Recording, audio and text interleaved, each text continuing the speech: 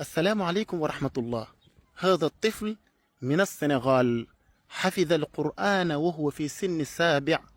والعجيب في الأمر أنه حفظ الصفحات، جميع صفحات القرآن ذهبا وإيابا وأواخر السور بشكل لا يصدق. انظروا،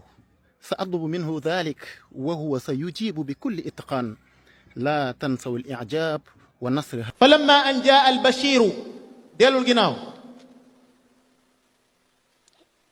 يا بني يذهبوا يا بني يذهبوا ديالو الجناو بتاي قال معاذ الله قال معاذ الله الحمد لله ديالو الجناو بتاي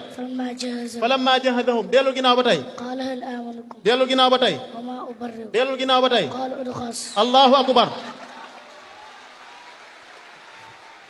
ميريتان فلما سمع بمكرهن ديالو الجناو بتاي وراودته ديالو الجناو بتاي فلما ذهبوا أجل ميكروبا قال يا بني ديالو الجناو بتاي ولو شاء ربك بن ñaar looy wax yaqdumu benn ñaar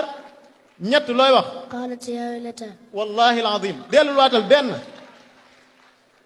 ñaar ñett ñeent looy wax ويصنع الفلك allahu akbar nee na sëñ Ousmane daa am lu mu defoon sànq te moom da koo mën nee na saar yëpp xam na fu mu jeexee tel bu baax suuratu Anfaal fan la jeexee wallahu bi kulli shay'in alim ban saar moo si topp tawba fu mu tàmbalee fu mu jeexee wa huwa rabbul arshil azim allahu akbar ban saar moo si topp